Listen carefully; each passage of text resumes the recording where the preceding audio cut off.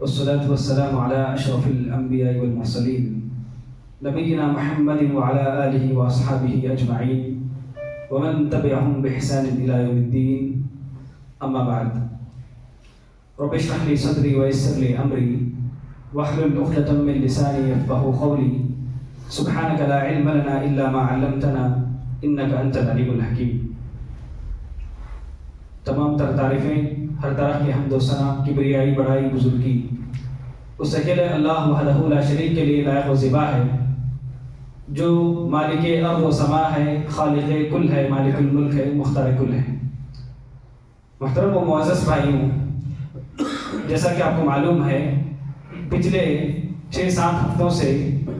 عشرہ مبشرہ کے عنوان سے عشرہ مبشرہ کے دوسرے عظیم ساتھی حضرت عمر بن خطاب رضی اللہ عنہ کی حالات زندگی کو ہم لوگ سنتے ہوئے آ رہے ہیں. حضرت عمر بن خطاب رضی اللہ عنہ کی زندگی کے حوالے اگر کہا جائے، ان کی زندگی کے مختلف پہلو ہیں. ان کی زندگی کے حوالے سے بہت ساری باتیں ہیں، لیکن آج کے درس میں جس بات کی طرف میں آپ کے سامنے بتانے جا رہا ہوں وہ ہے حضرت عمر بن خطاب رضی اللہ عنہ کی شہادت. انشاءاللہ حضرت عمر بن خطاب رضی اللہ عنہ کے حوالے سے یہ ہماری آخری نشست ہوگی. حضرت عمر بن خطاب رضی اللہ عنہ اللہ کے رسول صلی اللہ علیہ وسلم کے زمانے ہی میں، عہد نبوت میں، اللہ کے رسول صلی اللہ علیہ وسلم نے کئی موقعوں پر کئی مرتبہ حضرت عمر بن خطاب رضی اللہ عنہ کی شہادت کے بارے میں اشارہ دیا تھا. کئی ایک موقعوں پر، جیسا کہ ہم نے سنا، ایک موقع پر اللہ کے رسول صلی اللہ علیہ وسلم اور ساتھ میں حضرت ابوبکر صدیق اور عمر بن خطاب اور عثمان بن عفان رضی اللہ عنہم اجمعین کے ساتھ احد پہاڑ پر چڑھتے ہیں. احد پہاڑ ہلنے لگتا ہے، احد پہاڑ حرکت کرنے لگتا ہے، تو اللہ کے رسول صلی اللہ علیہ وسلم فرماتے ہیں اسقط احد فإنما عليك نبي وصدیق وشہیدان. اے احد پہاڑ خاموش رہے، آج تیرے اوپر ایک نبی ہے، تیرے اوپر آج ایک صدیق ہے، اور تیرے ماتھے پر آج 2 شہید ہیں. تو کئی ایک موقع پر اللہ کے رسول صلی اللہ علیہ وسلم نے عمر بن خطاب رضی اللہ عنہ کی شہادت کے بارے میں اشارے کیے ہیں. اور حضرت عمر بن خطاب رضی اللہ عنہ کی بھی یہ آرزو تھی، بڑی خواہش تھی، تمنا تھی کہ انہیں شہادت کی موت ملے، انہیں شہادت کی موت نصیب ہو. خود وہ یہ دعا مانگا کرتے تھے، اللہم ارزقنی شہادتا فی سبیلک واجعل موتی فی بلد رسولک صلی اللہ علیہ وسلم. یعنی یہ دعا کرتے تھے، اے پروردگارا مجھے تیرے راستے میں شہید ہونے کا اعزاز عطا فرما، اور تیرے نبی کے شہر میں مجھے موت عطا فرما. کیونکہ مدینے کی موت مانگا کرتے تھے. مدینے کی موت کی فضیلت جیسا کہ اللہ کے رسول صلی اللہ علیہ وسلم نے بتائی ہے کہ جو انسان ایمان کی حالت میں مدینے میں وفات پائے گا اس کے لیے میں ڈبل سفارش کروں گا. یعنی اللہ کے رسول صلی اللہ علیہ وسلم نے اس کے لیے دگنی سفارش کرنے کی خوشخبری سنائی ہے جو ایمان کی حالت میں مدینے میں وفات پائے گا. تو عمر بن خطاب رضی اللہ عنہ جو دعائیں مانگ رہے تھے، بظاہر 2 ایک دوسرے کی ضد تھے، یعنی 2 ایک دوسرے کے اپوزٹ تھے. یعنی وہ شہادت بھی مانگ رہے ہیں اور مدینے کی موت بھی مانگ رہے ہیں، کیونکہ شہادت پانے کے لیے مدینہ چھوڑ کے جانا ہے، مدینہ چھوڑ کے جانا پڑے گا، اور دوسری وہ مدینے کی موت مانگ رہے ہیں. دونوں اپوزٹ ہیں، ایک دوسرے کی ضد ہیں. اس کے باوجود بھی اللہ رب العالمین نے ان کی دونوں خواہشوں کو پورا کیا. دونوں دعائیں اللہ رب العالمین نے ان کی قبول فرمائی. تو کیسے کہ عمر بن خطاب رضی اللہ عنہ فجر کی نماز پڑھا رہے تھے. تاریکی کا فائدہ اٹھا کر اللہ کے عمر بن خطاب رضی اللہ عنہ فجر کی نماز پڑھا رہے تھے، فجر کی امامت کر رہے تھے. تو تاریکی کا فائدہ اٹھا کر ایک شخص جس کا نام ابو لؤلؤ فیروز المجوسی تھا،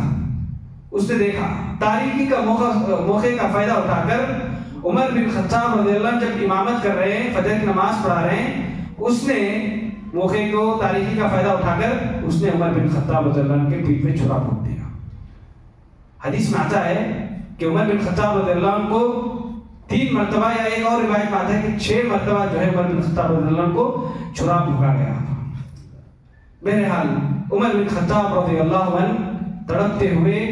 پیچھے آتے ہیں، ایک قدم پیچھے آتے ہیں، اور آگے عبد الرحمن بن عوف رضی اللہ عنہ کو نماز پڑھانے کے لیے، نماز جاری رکھنے کے لیے آگے بھیجتے ہیں۔ محترم بھائیوں، یہاں پر ایک بات ہے کہ امام کے پیچھے وہ آدمی کھڑا ہو جو علم رکھتا ہو، جسے جانکاری ہو، جس کے پاس کچھ علم ہو۔ کیوں؟ اللہ کے رسول صلی اللہ علیہ وسلم نے تعلیم دی ہے کہ جب امام کے پیچھے کھڑا ہونے والا آدمی ہے اس کو کچھ جانکاری ہو۔ اس میں حکمت یہی ہے کہ ہو سکتا ہے کہ جو امامت کر رہا ہے، جو نماز پڑھا رہا ہے، اسے کسی بھی قسم کی ضرورت پڑ سکتی ہے، تو اس موقع پر اگر اسے کچھ ہو جائے تو اس پیچھے والا جو آدمی ہوتا ہے اگر اسے جانکاری ہوگی تو اچھا ہوگا، وہ آگے امامت نماز کنٹینیو رکھے گا، جاری رکھے گا۔ تو اس میں یہی حکمت ہے کہ امام کے پیچھے وہ آدمی کھڑا ہوئے جسے جانکاری ہوتی ہے ان کے بارے میں کچھ۔ تو بہرحال عمر بن خطاب رضی اللہ عنہ اسی حالت میں پیچھے آتے ہیں قدم، اور عبد الرحمن بن عوف کو آگے بھیجتے ہیں، اور عبد الرحمن بن عوف رضی اللہ عنہ مختصر سی صورتیں پڑھا کر نماز ختم کرتے ہیں۔ جب وہ ابو لؤلؤ فیروز کیا ہے صفوں کو چیرتے ہوئے بھاگ رہا تھا، اور اس نے جاتے جاتے 13 صحابہ کو اس نے زخمی کیا، اور اس میں سے اللہ اکبر 9 صحابہ جو ہے غالباً شہید ہو جاتے ہیں۔ بالآخر ایک صحابی ایک بڑی سی کمبل چادر کو لے کر اس کے اوپر ڈال دیتے ہیں، ابو لؤلؤ فیروز مجوسی کے اوپر ڈال دیتے ہیں۔ تو اب وہ سمجھ جاتا ہے کہ اب مجھے گھیر لیا گیا ہے، اب میرا بھاگنا ناممکن ہے، تو وہ ہے اس موقع پر کیا کرتا ہے، اپنی چھری سے خود کو بھونک لیتا ہے، خود کو کیا ہے اپنے ہاتھوں سے خودکشی کر لیتا ہے، ہلاک کر لیتا ہے۔ تو وہ تو جہنم رسید ہو گیا، اور عمر بن خطاب رضی اللہ عنہ کو وہاں سے گھر لایا جاتا ہے، اور عمر بن خطاب رضی اللہ عنہ کو جو بھی کھلایا جاتا، جو بھی پلایا جاتا، وہ انتڑیوں سے پیٹ سے کیا ہے باہر آ جاتا۔ تو لوگوں نے سمجھ لیا، لوگوں نے سوچا کہ اب عمر بن خطاب رضی اللہ عنہ چند لمحوں کے مہمان ہیں، چند لمحوں کے، چند وقت کے مہمان ہیں۔ سارا مدینہ اٹھ پڑا، عمر بن خطاب رضی اللہ عنہ کی عیادت کرنے کے لیے لوگ آنے لگے۔ آنے والوں میں سے ایک آدمی نے عمر بن خطاب رضی اللہ عنہ کو تسلی دیتے ہوئے عمر بن خطاب رضی اللہ عنہ سے یہ کہا کہ عمر بن خطاب آپ نے وہ کام کیا، آپ نے یہ کارنامہ کیا، فلاں فلاں کام کیا، آپ امیر تھے اس موقع پر، آپ نے یہ کام کیا، خدمات کو، آپ کی کارناموں کو گنانے لگا ایک شخص۔ تو عمر بن خطاب رضی اللہ عنہ نے جو کہا، یقین جانیے اللہ اکبر، عمر بن خطاب رضی اللہ عنہ نے اس موقع پر کہا کہ لوگوں تم میرے کارناموں کو گنا رہے ہو، میری خدمات کو تم گنا رہے ہو، میں تو یہ جو خلافت کی ذمہ داری میں نے سنبھالی، جو میں نے خلافت کی ہے، اس خلافت کے بدلے کل محشر کے میدان میں اللہ رب العالمین یہ اعلان کر دے کہ عمر نے خلافت کی جو ذمہ داری نبھائی تھی اس کے بدلے مجھے نہ اجر و ثواب ملے نہ کوئی عذاب ملے، تو میں کامیاب ہوں۔ ایسی خلافت عمر بن خطاب رضی اللہ عنہ نے کی، اور اس خلافت سے ان کی امید دیکھیے، اگر مجھے کچھ بھی نہیں ملے، یعنی خلافت کے بدلے مجھے ثواب بھی نہیں ملے، مجھے عذاب بھی نہیں ملے، یہ اعلان اللہ کرتے حشر کے میدان میں، تو سمجھ لو میں کامیاب ہو گیا۔ یہ احساس ذمہ داری کا اسے احساس کہتے ہیں۔ تو بہرحال عمر بن خطاب رضی اللہ عنہ اس کے بعد چند لمحے، چند وقت گزار کر، چند سانسوں کو کاٹنے کے بعد عمر بن خطاب رضی اللہ عنہ اس دار فانی سے کوچ کر جاتے ہیں، انا للہ و انا الیہ راجعون۔ تو اس کے بعد عمر بن خطاب رضی اللہ عنہ کی جو خلافت تھی، جو حکومت تھی، وہ 10.5 سال کی حکومت تھی۔ 10.5 سال کی انہوں نے حکومت کی، اور جس وقت وہ شہید ہوئے، وفات پائے، ان کی عمر اس موقع پر 60 پر 3 سال، جو عمر کے حضرت ابوبکر صدیق رضی اللہ عنہ کو ملی، جو عمر کے اللہ کے رسول صلی اللہ علیہ وسلم کو ملی، وہی عمر بن خطاب رضی اللہ عنہ کو بھی ملی۔ یعنی اللہ کے رسول صلی اللہ علیہ وسلم کے 2 پیارے صحابہ کو جب اللہ نے اپنے پاس بلایا تو وہی عمر دے کر بلایا جو کہ اللہ کے رسول صلی اللہ علیہ وسلم کی تھی۔ تو محترم بھائیوں، وفات سے پہلے کی بات ہے،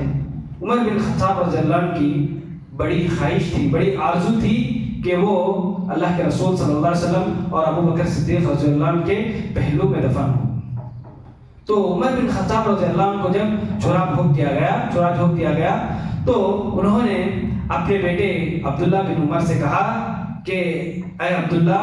ام المؤمنین عائشہ صدیقہ رضی اللہ عنہ کو جا کے میرا سلام کہہ دو، اور ان سے یہ درخواست کرو کہ عمر کی یہ خواہش ہے کہ وہ صحابین کے پہلو میں دفن ہونا چاہتے ہیں، یہ ان سے جا کے ام المؤمنین عائشہ صدیقہ رضی اللہ عنہ کے پاس درخواست رکھو۔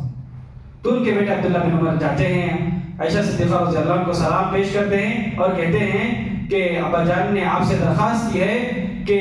وہ اللہ کے رسول صلی اللہ علیہ وسلم اور حضرت ابوبکر صدیق رضی اللہ عنہ کے پہلو میں دفن ہونا چاہتے ہیں، تو عائشہ صدیقہ رضی اللہ عنہا فرماتی ہیں کہ میری بڑی خواہش تھی کہ جو یہاں پر ایک جگہ ہے میں اسے اپنے لیے رکھی تھی، لیکن میں اب اپنی خواہش کو امیر المؤمنین عمر بن خطاب رضی اللہ عنہ کی خواہش پر ترجیح دیتی ہوں، میں اجازت دیتی ہوں، لہذا انہیں لا کر یہاں پہ دفنا دیجیے۔ لیکن عمر بن خطاب رضی اللہ عنہ کا احتیاط دیکھیے، جب عبداللہ بن عمر نے آ کے کہا کہ اجازت مل گئی ہے تو عمر بن خطاب رضی اللہ عنہ اپنے بیٹے سے پھر کہتے ہیں کہ جب میری روح نکل جائے پھر ایک مرتبہ جو ہے ام المؤمنین سے اجازت لینا، پھر ایک مرتبہ پوچھنا،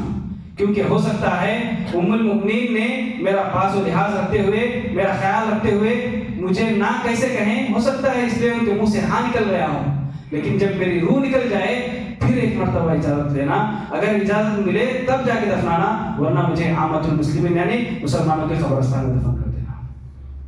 اللہ اکبر۔ تو بہرحال اجازت ملتی ہے، اس طرح جو ہے حضرت عمر بن خطاب رضی اللہ عنہ کو ابو بکر صدیق رضی اللہ عنہ کے پہلو میں دفنایا جاتا ہے۔ اس طریقے سے حضرت عائشہ صدیقہ رضی اللہ عنہ کا وہ خواب پورا ہوتا ہے جو انہوں نے خواب دیکھا تھا کہ اللہ ان کے گود میں 3 چاند آ گئے ہیں۔ عائشہ صدیقہ رضی اللہ عنہ نے خواب دیکھا تھا کہ ان کی زندگی میں 3 چاند آ گئے ہیں، وہ اس طریقے سے کہ ایک تو اللہ کے رسول صلی اللہ علیہ وسلم ہے، دوسرا حضرت ابوبکر صدیق رضی اللہ عنہ ہے، تیسرا عمر بن خطاب رضی اللہ عنہ ہے۔ محترم بھائیو، عمر بن خطاب رضی اللہ عنہ کے حوالے سے جو زندگی ہم نے سنی ہے بڑی مختصر طور پر میں نے آپ کے سامنے رکھی ہے، اور بھی بہت سارے پہلوؤں میں عمر بن خطاب رضی اللہ عنہ کی زندگی کو ہم پڑھ سکتے ہیں۔ اللہ رب العزت سے دعا ہے کہ کہنے والے کو آپ تمام کو صحیح معنوں میں صحابہ کرام کے نقش قدم پر چلنے کی توفیق عطا فرمائے، صحیح طور پر صحابہ کرام کی زندگی کو ہمیں جاننے کی توفیق عطا فرمائے۔ آمین۔ صلی اللہ علیہ نبینا محمد وعلی آلہ وصحبہ اجمعین۔ السلام علیکم۔